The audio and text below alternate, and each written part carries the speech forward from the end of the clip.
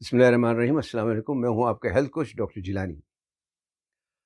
آج بات کریں گے کہ پتے میں یعنی گال بلیڈر میں پتھری بننے کی کیا وجوہات ہیں، اس کی کیا علامات ہیں، اور وہ کون سے 5 ایسے نیوٹرینٹس یا سپلیمنٹس ہیں جن کے استعمال سے پتے میں پتھری بننا روک سکتی ہے، اور اگر بن چکی ہو تو اس کا اخراج بھی ہو سکتا ہے۔ پتا جسم انسانی میں سیدھے ہاتھ کی طرف جگر کے نیچے ناشپاتی کی شکل کا اور اس سے تھوڑا سا تقریباً اسی سائز کے اس سے تھوڑا سا چھوٹا ایک آرگن ہوتا ہے۔ جگر ایک مادہ بناتا ہے جو بائل کہلاتا ہے۔ یہ مادہ پتے میں اسٹور ہوتا ہے۔ یہ سبزی مائل بھورے سے رنگ کا ایک گاڑھا سا مادہ ہے جسے اردو میں پت یا سفرہ کہتے ہیں۔ اس مادے میں پانی، بوائلز، سالٹس یعنی صفراوی نمکیات، کولیسٹرول، فیٹس، پروٹین اور بلوروبن وغیرہ ایک خاص تناسب سے پائے جاتے ہیں۔ اگر یہ تناسب خراب ہو جائے، خاص طور پر کولیسٹرول اور بلوروبن کا، تو یہ مادہ بہت زیادہ گاڑھا ہونے لگتا ہے یا گاڑھا ہو جاتا ہے، ایک طرح کی گات سی بن جاتی ہے جسے انگریزی میں سلج کہتے ہیں۔ اس میں آہستہ آہستہ سختی آنے لگتی ہے اور پھر پتے میں پتھری یا پتھریاں بننے لگتی ہیں۔ پتھری کی مختلف شکلیں ہیں، یہ باریک ریت کے ذروں کی طرح یا چھوٹے چھوٹے کنکر یا بڑے سخت پتھر کی طرح بھی ہو سکتی ہے۔ بائل نظام ہضم کے لیے بہت ضروری ہے، خاص طور پر فیٹس یا چربی ہضم کرنے کے لیے، اور فیٹ سولوبل وائٹامنس کے لیے جیسے وائٹامن اے ہے، ڈی ہے، ای یا کے وغیرہ ہیں، ان کے لیے۔ پتھری یا گاد بائل کی فلو میں یعنی اس کے بہاؤ میں رکاوٹ پیدا کرتی ہے، جس کی وجہ سے نظام ہضم خراب ہو جاتا ہے، پتے میں سوزش ہو جاتی ہے۔ فیٹی لیور، انسولین ریزسٹنس یا انسولین کی زیادتی کی وجہ سے بھی پتے میں پتھری بن سکتی ہے۔ پتے میں پتھری بننے کی کیا علامات ہیں؟ علامات میں سیدھے ہاتھ کی طرف کے کندھے میں درد یا کھچاؤ، چربی والے کھانوں کے بعد بدہضمی، متلاحٹ یا الٹی کا ہونا، یا سیدھے ہاتھ کی طرف پسلیوں کے نیچے درد کا رہنا شامل ہے۔ پتے میں پتھری ہونا کافی عام ہے۔ تحقیق کے مطابق 80% لوگوں کو اس کا پتہ ہی نہیں چلتا، کیونکہ ان میں کوئی علامات ظاہر نہیں ہوتی۔ پتہ یا تو اتفاقاً چل جاتا ہے کہ ٹیسٹ کرانے کچھ اور گئے تھے اور اتفاق سے پتے میں پتھری کا پتہ چل گیا، یا اس وقت پتہ چلتا ہے جب کوئی علامت ظاہر ہو، جیسے عام طور پر سیدھے ہاتھ کی طرف پیڑوں میں ایبڈومن میں درد ہوتا ہے۔ یہ درد چند منٹوں سے لے کر کئی گھنٹوں تک رہ سکتا ہے، اور پھر جب ٹیسٹ کرانے جائیں گے تو پتہ چلے گا کہ پتے میں پتھری ہے۔ پتے میں پتھری کی تشخیص کے لیے سب سے بہترین اور آسان ٹیسٹ الٹرا ساؤنڈ ہے۔ پتے میں اگر کنکر یا پتھریاں بہت زیادہ ہوں تو عام طور پر سرجری کے ذریعے پتے کو نکال دیا جاتا ہے۔ بعض اوقات ڈاکٹر حضرات بلا وجہ بھی پتا نکال دیتے ہیں، آپ سمجھ ہی گئے ہوں گے کہ کیوں۔ بہرحال پتھریاں اگر زیادہ نہ ہوں اور نہ ہی کوئی تکلیف دے رہی ہوں تو پتا نکالنے کی کوئی ضرورت نہیں۔ پتھری نکالنے یا روکنے کے لیے کھانے پینے میں احتیاط کے ساتھ کچھ ایسے سپلیمنٹس استعمال کیے جا سکتے ہیں جن کے استعمال سے ان سے نجات حاصل کی جا سکتی ہے۔ وہ سپلیمنٹس کون سے ہیں؟ یہاں میں آپ کو 5 سپلیمنٹس کے بارے میں بتاتا ہوں جو آپ کو پتے کی پتھری یا سوزش دور کرنے میں مدد دے سکتے ہیں۔ ان میں پہلے نمبر پر ہیں بائل ایسڈز۔ انہیں گائے یا بیل کی بائل اور مختلف انزائمز وغیرہ ملا کر بنایا جاتا ہے۔ یہ ایسڈ مارکیٹ میں ٹیبلٹس، کیپسولز، گمبیز اور سافٹ جیل کیپسولز کی صورت میں مل جاتے ہیں۔ یہ بائل کو پتلا کرتے ہیں۔ ان کی خوراک 1000 ملی گرام دن میں 2 دفعہ بنتی ہے، لیکن بہتر یہ ہے کہ 500 ملی گرام کر کے استعمال کیا جائے۔ وہ اس طرح کہ 1000 ملی گرام صبح نہار منہ لیا جائے، اور پھر 500 ملی گرام دوپہر کے کھانے سے 1 گھنٹہ پہلے، اور پھر 500 ملی گرام رات کے کھانے سے 1 گھنٹہ پہلے۔ بائل ایسڈز کولیسٹرول کی وجہ سے بنی ہوئی کنکریوں یا پتھریوں کو توڑنے میں مدد دیتے ہیں اور انہیں بننے سے روکتے ہیں۔ دوسرے نمبر پہ ہے ورجن کاڈ لیور آئل، جسے عام طور پر مچھلی کا تیل کہتے ہیں۔ کاڈ ایک مچھلی کا نام ہے۔ ورجن کا مطلب ہے جسے بغیر حدت کے یا بغیر پکائے ہوئے یا بغیر یعنی آگ دیے ہوئے نکالا گیا ہو۔ کاڈ لیور آئل میں اومیگا 3 فیٹی ایسڈز کثیر مقدار میں پایا جاتا ہے۔ اومیگا 3 جگر اور پتے کی سوزش دور کرنے اور بائل کو گاڑھا ہونے سے روکتا ہے۔ اس کی وجہ سے پتے میں موجود گاد یا سلج، یا کہنا چاہیے کہ ریت، اس کے ساتھ بہہ کر چھوٹی آنت میں چلی جاتی ہے، اور جسم سے اس کا اخراج جو ہے وہ آسان ہو جاتا ہے۔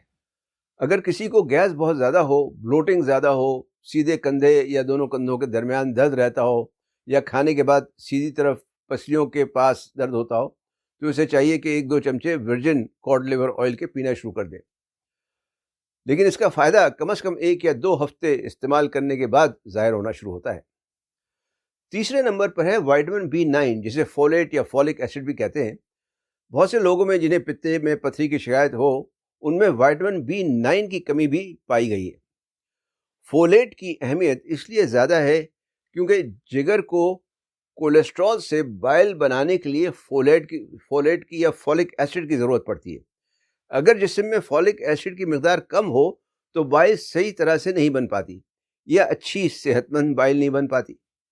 عام طور پر فولیٹ کی جو ضروری مقدار ہے وہ غذا سے حاصل ہو جاتی ہے، لیکن چونکہ آج کل اچھی اور صحت مند غذا کھانے کا رواج کم ہے، اس لیے 1000 ملی گرام نہیں مائکرو گرام میتھائل فولیٹ روزانہ لینے میں کوئی حرج نہیں۔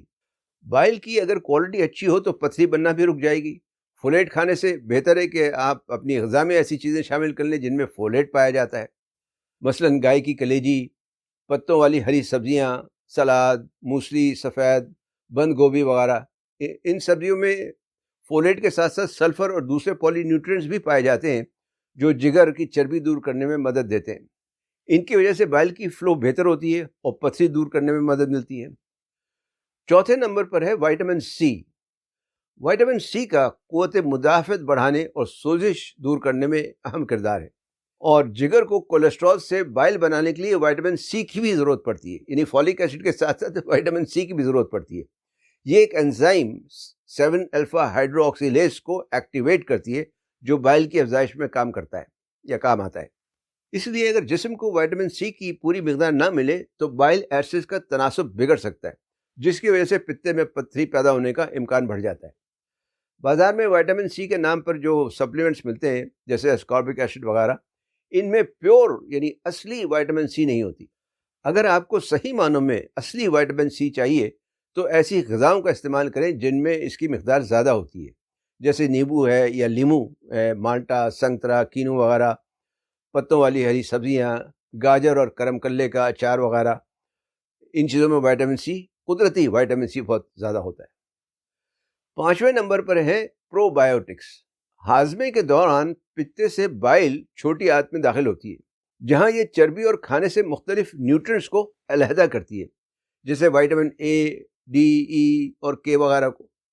اس موقع پر کچھ بائل واپس پتے میں جاتی ہے جہاں اس کی دوبارہ صفائی ہوتی ہے اور یہ تازہ بائل کے ساتھ مل کر دوبارہ اپنا کام کرنے کے قابل ہو جاتی ہے۔ اس کے ساتھ ساتھ آنتوں میں ایسے جراثیم یا مائکروز بھی پائے جاتے ہیں جو صحت کے لیے مفید ہوتے ہیں۔ یہ کھانا ہضم کرنے میں مدد دیتے ہیں اور مضر صحت جراثیم سے لڑتے ہیں یا ان کو نیوٹرلائز کرتے ہیں۔ آنتوں کے لیے دافع سوزش ہیں، قبض دور کرتے ہیں اور ساتھ ساتھ بائل ایسڈز بھی بناتے ہیں۔ پرو بایوٹکس صحت مند یعنی صحت دوست جراثیم کا ایک مجموعہ ہوتا ہے، یعنی ہیلدی مائکروبس کا ایک مجموعہ ہوتا ہے۔ دہی کی مثال ہے، جیسے دہی بھی ایک طرح کا پرو بایوٹک ہے۔ اس کے علاوہ چھاچھ ہے، خمیر دی گئی سبزیاں جیسے کرم کلہ یا بند گوبھی ہے، کمچی، کمبوچا وغیرہ۔ روزانہ اپنی غذا میں پرو بایوٹک کھانے سے بائل کی افزائش بہتر ہوتی ہے، کھانا ہضم کرنے میں مدد ملتی ہے، بائل کا فلو بہتر ہوتا ہے اور پتا صحت مند رہتا ہے۔ بازار میں مختلف اقسام کی پرو بایوٹکس ٹیبلٹس، کیپسولز، پاؤڈرز اور لیکوڈز کی فارم میں مل جاتی ہیں۔ کچھ کھانے سے پہلے کھانے کی ہوتی ہیں، کچھ کھانے کے بعد۔ یہ اگر آپ بازار سے خریدیں گے تو اس پہ لکھا ہوگا کہ اسے کس طرح سے کھانا ہے۔ تو آپ چاہیں تو کسی اچھی کمپنی کی 50 ارب CFU کی پرو بایوٹک، 50 بلین CFU کی پرو بایوٹک خرید کر استعمال کر سکتے ہیں۔ لیکوڈ میں ہو تو زیادہ بہتر ہے۔ آخر میں ایک چیز اور بھی نہایت اہم ہے، وہ ہے پانی کا استعمال۔ بائل میں 95% پانی ہوتا ہے، اس لیے پانی زیادہ پئیں، پانی کا استعمال زیادہ کریں، کم از کم 1 سے 2 لیٹر روزانہ۔ پانی بائل میں کولیسٹرول کو جمنے سے روکتا ہے اور اندر سے جسم کی صفائی کرتا ہے۔